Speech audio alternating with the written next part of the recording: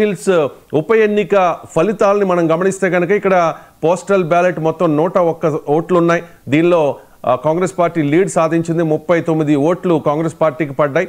అలాగే బీఆర్ఎస్కి 36, బీజేపీకి 10 ఓట్లు పడిన పరిస్థితి. మొదటి రౌండ్ పూర్తయింది. సో స్వల్ప ఆధిక్యంలో కాంగ్రెస్ అభ్యర్థి నవీన్ యాదవ్ ఉన్నారు. మొత్తం అక్కడ 8,925 ఓట్లు ఫస్ట్ రౌండ్లో, అంటే షేక్పేట డివిజన్ని కౌంట్ చేశారు. సో ఫస్ట్ రౌండ్ అది కాబట్టి అక్కడ 8,925 ఓట్లు వచ్చాయి నవీన్ యాదవ్కి. అండ్ బీఆర్ఎస్ నుంచి మాగంటి సునీత గట్టి పోటీ ఇచ్చారు. షేక్పేట డివిజన్లో 8,864 ఓట్లు దక్కించుకున్నారు. రెండో రౌండ్ ఫలితాలు కూడా మరి కాసేపట్లో రాబోతూ ఉన్నాయి.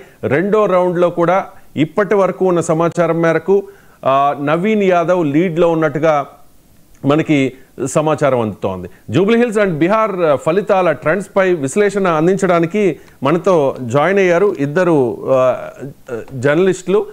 ఒకటి సిల్వేరి శ్రీశైలం గారు, ఆయన సీనియర్ జర్నలిస్ట్. రెండు బండారు రామ్మోహన్ రావు గారు, రాజకీయ విశ్లేషకులు. నమస్తే బండారు రామ్మోహన్ గారు అండ్ సిల్వేరి శ్రీశైలం గారు. ఫస్ట్ మనం జూబ్లీహిల్స్ ఉప ఎన్నికకి ప్రయారిటీ ఇద్దాం. ఇప్పుడు చూసుకుంటే కనుక బండారు రామ్మోహన్ రావు గారు, అందరూ కూడా ఊహించారు ఖచ్చితంగా ఇక్కడ బీఆర్ఎస్ గెలుస్తుంది అని చెప్పేసి. ఎందుకు అంటే ఒకటి సానుభూతి, ఇంకా చాలా ఫ్యాక్టర్స్ ఉన్నాయి. ప్రభుత్వం మీద ఎంతో కొంత వ్యతిరేకత, ఇవన్నీ కూడా చెప్తూ ఉన్నారు. జూబ్లీహిల్స్ ఈ నియోజకవర్గంలో కాంగ్రెస్ పార్టీ అధికారంలోకి వచ్చిన ఈ 2 ఏళ్ల కాలంలో పెద్దగా అభివృద్ధి జరగలేదు అనేది బీఆర్ఎస్ వాదన. కాంగ్రెస్ కూడా అదే చెప్తోంది, మేము అద్భుతంగా ఏమీ అభివృద్ధి చేయలేదు అని చెప్పి, ఇక మీదట చేస్తాము అని చెప్పి వాళ్ళు చెప్పిన పరిస్థితి. ఎన్నికల ప్రచార సరళి చూస్తే కనుక బీఆర్ఎస్ ఖచ్చితంగా గెలుస్తుంది అనే అంచనాలు వచ్చాయి. కానీ ఎగ్జిట్ పోల్స్ అందుకు విరుద్ధంగా ఉన్నాయి. ఎగ్జాక్ట్ పోల్స్ వస్తూ ఉన్నాయి. పోస్టల్ బ్యాలెట్లో కాంగ్రెస్ పార్టీ లీడ్లో ఉంది. దాన్ని పెద్దగా కన్సిడర్ చేయక్కర్లేదు, ఎందుకంటే తక్కువ ఓట్లు, 101 ఓట్లు మాత్రమే. జస్ట్ లీడ్ కూడా జస్ట్ 3 మాత్రమే ఉంది కాంగ్రెస్కి. ఇక ఫస్ట్ రౌండ్లో 62 లీడ్ ఉంది. సెకండ్ రౌండ్లో స్వల్ప లీడ్లో ఉంది కాంగ్రెస్ పార్టీ అని చెబుతూ ఉన్నారు. మీ ప్రిడిక్షన్ ఏంటి? అంటే మరి కాసేపట్లో క్లారిటీ వచ్చేస్తుంది. క్షణానికి ట్రెండ్స్ మారుతూ ఉంటాయి కాబట్టి ఇప్పుడున్న ట్రెండ్స్ ప్రకారం మీ అంచనా ఏంటి బండారు రామ్మోహన్ రావు గారు? చంద్ర గారు, మీకు మిత్రుడు శ్రీశైలం గారికి, అట్లాగే మన ఈ 99 పేపర్ నమస్కారం.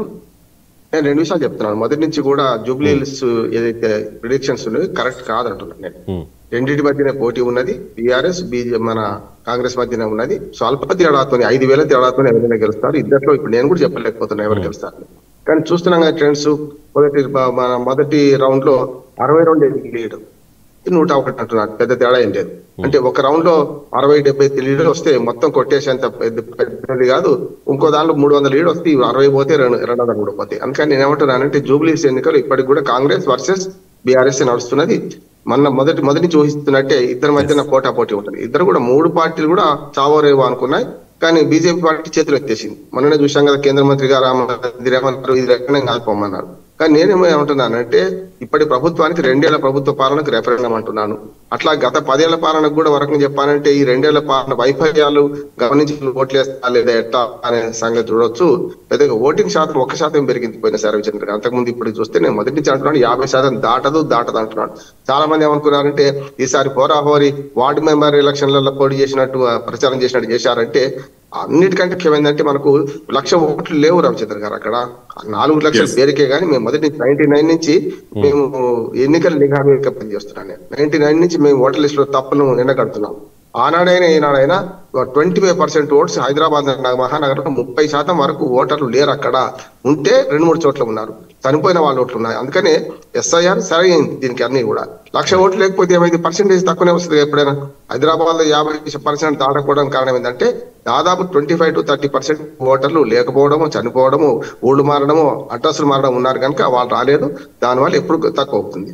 ఇక మిగతా 3 లక్షల ఓట్లలో అంటే 60% అయినట్టే దాటినట్టే కదా మరి. కనుక ఉన్న 1,94,000 ఓట్లు పోలేని, 1,94,000 చిల్లర ఓట్లు పోలేని. ఇందులో 1,94,000 ఓట్లలో గతంలో చూసుకుంటే 2014, 18, 20 చూసుకుంటే మీరు ఎప్పుడు కూడా 86,000 కన్నా దాటలే. మాగంటి గోపీనాథ్ గారే మొత్తం ఓట్లే 86,000 ఓట్లు వచ్చినప్పుడు చివరిసారి గెలిచారు మనకు. అప్పుడు 16,000 మెజార్టీ. అంటే మిగతా పార్టీలన్నీ గెలుచుకున్నాయి కదా. మిగతా పార్టీలన్నీ ఓట్లన్నీ కూడా 30 నుంచి 44% ఓట్లు మాక్సిమం వచ్చినాయి మనకు మాగంటి గోపీనాథ్ గారికి. మొదటిసారి అయితే 30% ఓట్లతో గెలిచారు, రెండోసారి 37%, మొన్నటి 44%. 2018 చెప్పుకొచ్చినాయి కనుక మిగతా అంతా చూసుకుంటే 70% ఓట్లు వ్యతిరేకత ఉన్న FPTP first pass the post విధానంలో ఇది ఇట్లాగే ఉంటది. 100 ఓట్లు ఉంటాయి, 70 ఓట్లు పోల్ అవుతాయి, 50 పోలైనాయి కదా, 50లో 100% చేసుకుంటే ఎవరు గెలుస్తారు ఎవరు ఓడతారు అనేది నా ఉద్దేశం. ఈసారి 90,000 ఓట్లు ఎవరికి వస్తాయో వాళ్ళు గెలుస్తారు. అది కూడా 4 నుంచి 5,000 తేడా, లేకుంటే మాక్సిమం 5-6,000 తేడాతోనే గెలుస్తారు అనుకుంటాను నేను జూబ్లీ హిల్స్ సీట్ సంగతి. ఇంకొక మాట చెప్పి ముగిస్తాను. బీహార్ ఎలక్షన్స్ కూడా వస్తాం ట్రెండ్ చూసుకుంటే బీహార్ గురించి బండారు రామ్మోహన్ రావు గారు బీహార్ గురించి నెక్స్ట్ మాట్లాడదాం. సెకండ్ రౌండ్ పూర్తయింది. సెకండ్ రౌండ్ పూర్తయిన తర్వాత సెకండ్ రౌండ్ లో కూడా నవీన్ యాదవ్ లీడ్ లో ఉన్నారు. సెకండ్ రౌండ్ లో కాంగ్రెస్ పార్టీకి వచ్చిన ఓట్లు 9691, అలాగే బీఆర్ఎస్ పార్టీకి వచ్చిన ఓట్లు 8609.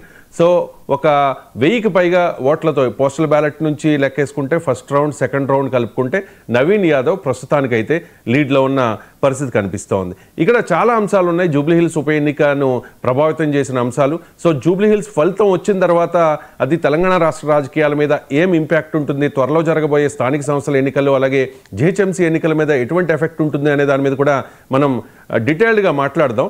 శ్రీశైలం గారు, మీ అంచనా ఏంటి?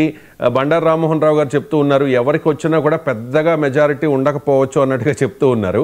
సో పెద్ద ఎత్తున బెట్టింగ్స్ కూడా జరుగుతూ ఉన్నాయి. 20,000 లీడ్ వస్తుంది నవీన్ యాదవ్ కానీ కొంతమంది, లేదు 10,000 లోపలనే వస్తుందని కొంతమంది, చాలా అంచనాలు. ఏదైనా కూడా మరికొన్ని గంటల్లోనే, గంటలు కూడా కాదు, ఒక గంటలో అయితే క్లారిటీ అయితే స్పష్టంగా వచ్చేస్తుంది. సో ప్రేక్షకులు కూడా చాలా ఇంట్రెస్ట్గా వెయిట్ చేస్తూ ఉన్నారు, చాలా ఆసక్తిగా గమనిస్తూ ఉన్నారు అసలు జూబ్లీ హిల్స్ ఉప ఎన్నిక ఫలితం ఎలా ఉంటుంది అని చెప్పేసి.